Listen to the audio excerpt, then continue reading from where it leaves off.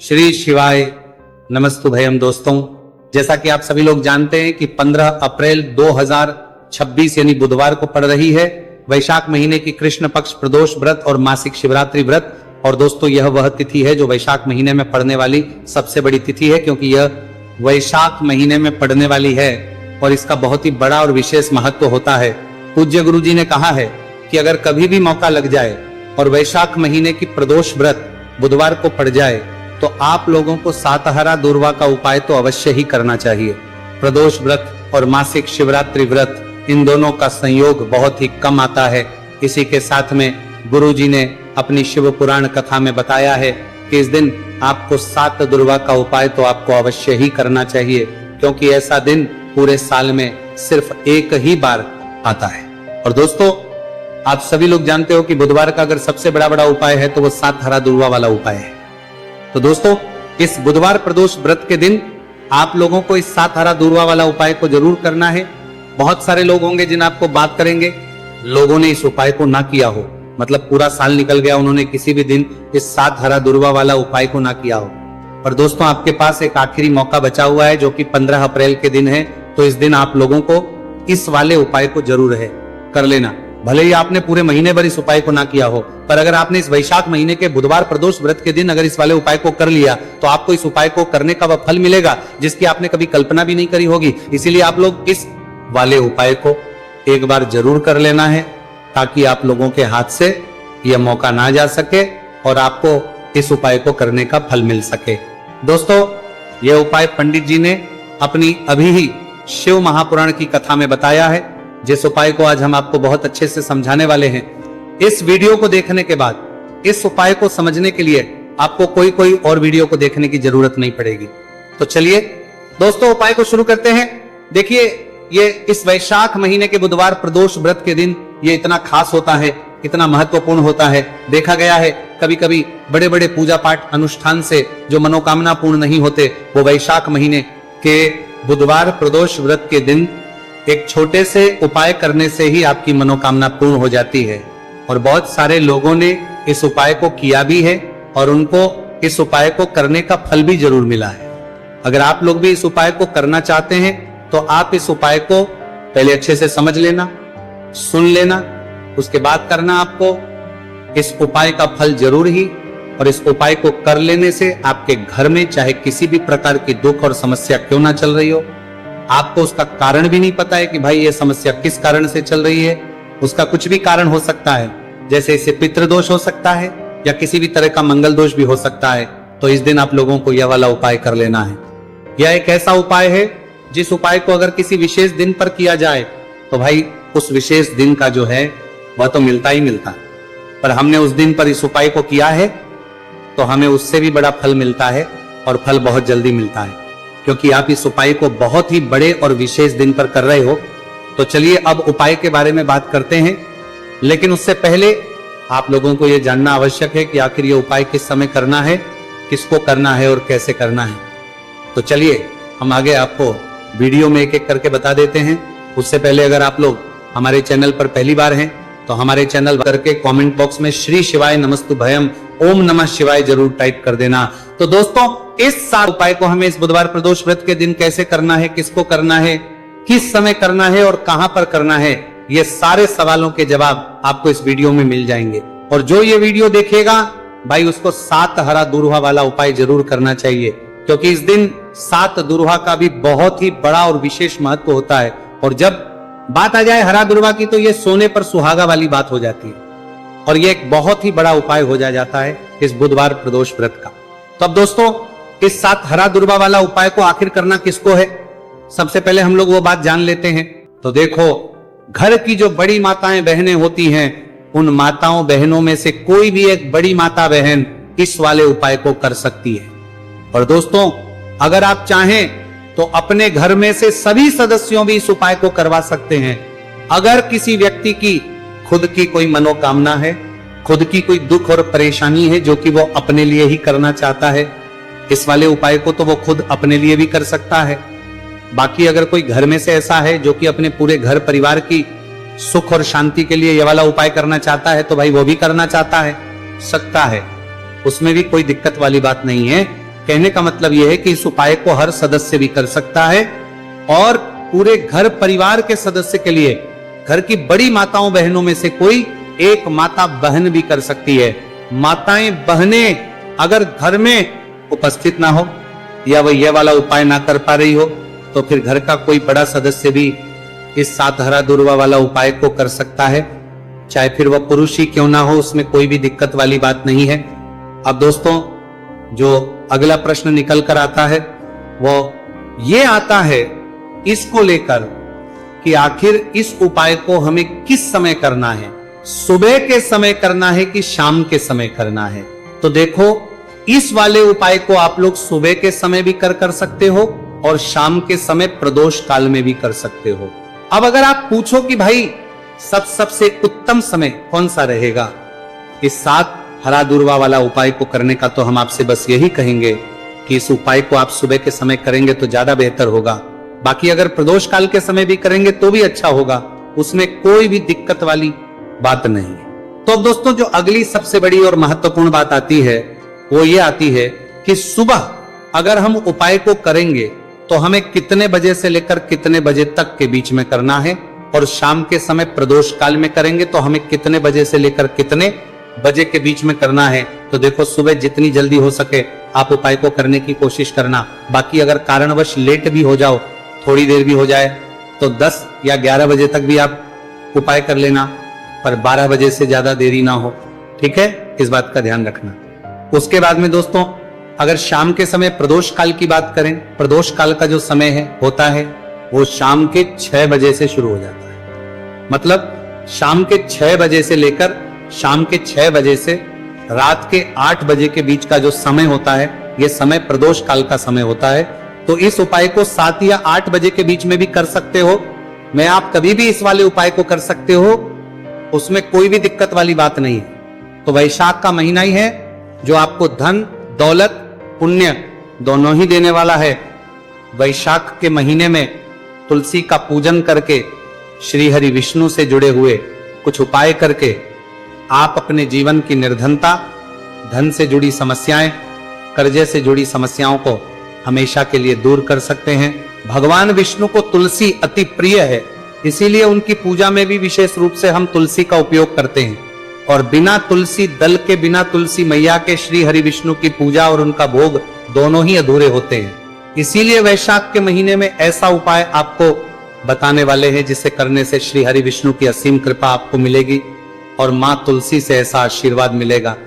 जीवन का हर दुख, हर कष्ट, गरीबी, निर्धनता, कर्जे से जुड़ी समस्याएं, सब कुछ ही आपके जीवन से दूर हो जाएगा और सुख, समृद्धि, धन, वैभव, ऐश्वर्य सब कुछ आपको अपने जीवन में आसानी से मिलने लगेगा। तो चलिए बात कर लेते हैं कि कौन सा उपाय है, तुलसी के पौधे में कौन सी चीज आपको रखनी है और इस उपाय को किस समय करना है। देखिए, सबसे पहले तो आपको बता दें कि अगर आपके घर में तुलसी का पौधा नहीं है तो वैशाख के महीने में एक तुलसी का पौधा अपने घर में लाकर जरूर लगाए, क्योंकि वैशाख के महीने में जो लोग अपने घर में तुलसी जी का पौधा लाकर लगाते हैं, मां तुलसी का पूजन करते हैं। कभी भी मां तुलसी उनके घर में निर्धनता नहीं रुकने देती है, हमेशा उनके घर में धन की वृद्धि होती है, धन की वर्षा होती है। तो जरूर से तुलसी का पौधा आप वैशाख के महीने में अपने घर जरूर लेकर आए और अच्छे से आपको मां तुलसी का पूजन करना है, मां तुलसी के पौधे की देखभाल करनी है। और वो कौन चीज है जो आपको तुलसी के पौधे में वैशाख के महीने 15 अप्रैल बुधवार प्रदोष व्रत में रखना है, और कैसे ये चीज रखते ही रातों रात आपके जीवन में चमत्कार होगा और आपके भाग्य का भी आपको साथ मिलेगा। तो देखिए, इस वीडियो में जितने भी उपाय हम आपको बताएंगे सभी उपाय सरल है। देखो, गुरुजी ने कहा है कि बुधवार के दिन आपको 7 हरा दूर्वा वाला उपाय तो अवश्य ही करना चाहिए। वीडियो के अंतिम में आपको उपाय बताया है, आपको करना है। देखो, आगे बढ़ने से पहले वीडियो को एक लाइक जरूर करें। देखो, सबसे पहला उपाय, यदि आपके जीवन में कर्जा बहुत अधिक है, आपके जीवन में संकट बहुत अधिक रहते हैं, आपके ऊपर बहुत अधिक विपदा आ रही है, बार बार आपको अपने व्यापार में और अपने धन में हानि देखने को मिल रही है, यानी कि आपको प्रत्येक कार्य में हानि हो रही है, तो आपको ये उपाय करना चाहिए। इस उपाय को करने के लिए आपको 2 चीजों की आवश्यकता होगी। सबसे पहले है, आप जानते हो, जो कि भगवान गणेश जी को समर्पित होती है, तो आपको वह हरा दूर्वा की आवश्यकता होगी। साथ ही में 1 लोटा जल की आवश्यकता होगी। और आप जब भी उपाय को करें, जिस दिन भी आपको करें, तो आपको प्रातः कल सुबह ही सुबह वो करना है। इस बात का विशेष रूप से आपको ध्यान रखना है, ठीक है। तो आपको एक हरा दूर्वा लेनी है। अगर आधा हरा दूर्वा भी मिल जाती है तो भी कोई दिक्कत नहीं है, बस आपको हरा दूर्वा है। अगर ज्यादा ना मिले तो उस स्थान पर एक हरा दूर्वा भी ले सकते हैं। हरा दूर्वा आपको आसानी से कहानी पर भी मिल जाएगी। बस याद रखिएगा शुद्ध दूर्वा, और मतलब उसे शुद्ध करके ही उपयोग में लीजिएगा, है ना। तो आपको करना क्या है, 1 हरा दूर्वा या 1 से ज्यादा भी हरा दूर्वा आप लोग ले सकते हैं। तो 1 हरा दूर्वा अपनी ले लीजिए, 1 हरा दूर्वा के साथ में आप 1 लोटा जल ले लीजिए, और इन दोनों ही चीजों को लेकर शिवाजी के मंदिर पहुंच जाइए। जी के मंदिर पहुंचकर सबसे पहले आप शिवाजी के पास में बैठ जाइए। शिवाजी के पास में बैठने के बाद जो शिवाजी की शिवलिंग होगी, शिवलिंग के ऊपर सबसे पहले आपको यह दूर्वा को समर्पित करना है। दूर्वा को कुछ इस प्रकार से समर्पित करना है कि जो दूर्वा की डांडी का मुख होगा वह जलधारी की तरफ हो, जहां से जल नीचे करता है ना। और जो हरा दूर्वा का मिला हुआ भाग होगा वो अपने आप शिवाजी के पीछे की तरफ हो जाएगा, ठीक है। तो इस प्रकार से ये हरा ये दूर्वा आपको भगवान शिवाजी का शिवलिंग के ऊपर समर्पित करनी है। और जो 1 लोटा जल आप अपने साथ लेकर आए हैं, इसी दूर के ऊपर भगवान शिव जी के शिवलिंग के ऊपर 1 धारा से आपको समर्पित कर देना है, ठीक है। अब यहां पर देखने बात यह है कि यह उपाय इस व्यक्ति को करना है जिस व्यक्ति की नौकरी नहीं लग रही हो, जो व्यक्ति परीक्षा में पास होना चाहता हो, तो इस व्यक्ति को अपने हाथों से इस उपाय करना है, तभी उपाय कम करेगा, ठीक है। उपाय को करने के बाद आपको 3 महीने उपाय आपको कब तक करना है, जब तक कि आपकी नौकरी ना जाए। जब तक आप इस उपाय को नियम के साथ करो, आपकी नौकरी जरूर लगेगी। अब बात करते हैं दूसरे उपाय के बारे में। तो देखिए दूसरे उपाय जो है, देखिए इस उपाय के लिए आपको मात्र 1 लौंग का जोड़ा लेना है, यानी कि 2 फूल वाली लौंग लेनी है। साथ में आपको मात्र थोड़ा सा शहद लेना होगा, और इसी के साथ में आपको तांबे के पात्र अंदर शुद्ध जल लेना होगा। अब देखिए इन सभी सामग्रियों को लेकर के आपको भगवान शिव के मंदिर में पहुंच जाना है। देखिए ये उपाय आप सुबह से लेकर शाम तक कर सकते हैं। तो वो सबसे पहले तो आपके पास जो 2 फूल वाली लौंग है, उन्हें आपको शहद के अंदर अच्छे से डुबो है, यानी कि दोनों लौंग पर आपको अच्छे से शहद का लेपन कर देना है। अब आपको जो आपके पास 1 लोटा जल है, सबसे पहले तो उसे शिवलिंग पर धीरे धीरे समर्पित करना है, और श्री शिवाय नमस्तु भयम इसका जाप करते हुए समर्पित कर देना है। अब आपके पास जो 2 फूल वाली लौंग है, शहद से उसे आपको शिवलिंग पर अर्पित करना है, और आपको प्रार्थना करनी है कि जीवन में जो रोग की स्थिति है वह समाप्त हो, जीवन के जो संकट और समस्याएं हैं वह सभी समाप्त हो, जीवन से जो कर्ज की समस्या है वह समाप्त हो। इस प्रकार से प्रार्थना करते हुए ये जो 2 फूल वाली लौंग ही शहद संयुक्त इस आपको शिवलिंग पर अर्पित कर देनी है। आपकी जो भी समस्या होगी इस बुधवार के दिन अवश्य ही समाप्त हो जाएगी। तो इस प्रकार से आपको पहला उपाय करना है। अब हम बात कर लेते हैं दूसरे उपाय के बारे में। देखिए ये उपाय आपके लिए सर्वश्रेष्ठ होने वाला है। देखिए इस उपाय के लिए आपको चाहिए होंगे 5 हरा मूंग के दाने, और मूंग के दाने कहीं से भी खंडित नहीं होने चाहिए, इस बात का ध्यान रखें। और इसी के साथ मैं आपको एक तांबे के पात्र के अंदर अपने घर से शुद्ध जल 1 लोटा जल ले लेना है। अब दोस्तों इन सभी सामग्रियों को लेकर के आपको सीधे पहुंच जाना है भगवान शिव के मंदिर में। देखिए इस उपाय को भी आप सुबह भी कर सकते हैं और शाम के समय में भी कर सकते हैं। देखिए भगवान शिव के मंदिर में पहुंचने के बाद आपके पास जो 5 हरे मूंग हैं, उनमें से पहला जो हरा मूंग है आपको शिवलिंग के सामने जो नंदी महाराज होते हैं और उनका जो पैर उठा हुआ होता है, वहां पर आपको पहला हरा मूंग समर्पित करते हैं, और आपको श्री शिवाय नमस्तु भयम इसका जाप कर लेना है। फिर आपको दूसरा हरा मूंग लेना है, और शिवलिंग पर जो श्री गणेश जी वाला स्थान होता है वहां पर आपको यह दूसरा हरा मूंग समर्पित कर देना है, यानी कि शिवलिंग के सीधे तरफ आपको यह दूसरा हरा मूंग समर्पित करना है। और फिर आपको ओम गण गणपते नमः या फिर ओम श्री गणेशाय नमः इसका जाप कर लेना है। तीसरा हरा मूंग का दाना आपको भगवान शिव की सबसे प्रिय पुत्री माता अशोक सुंदरी वाले स्थान पर समर्पित करना।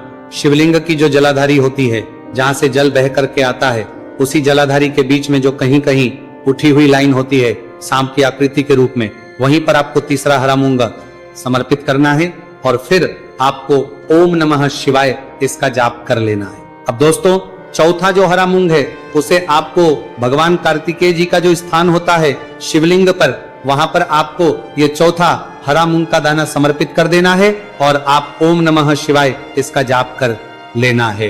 अब दोस्तों आपके पास जो 5वां और अंतिम हरा मूंग बचा हुआ है उससे जल के पात्र के अंदर डाल देना है और इस हरे मूंग से युक्त जल से आपको भगवान शिव के शिवलिंग का अभिषेक कर देना है। जल आपको बिल्कुल धीरे धीरे समर्पित करते जाना है और लगातार आपको शिव महापुराण के मूल श्री शिवाय नमस्तु भयम इसका जाप करते रहना है।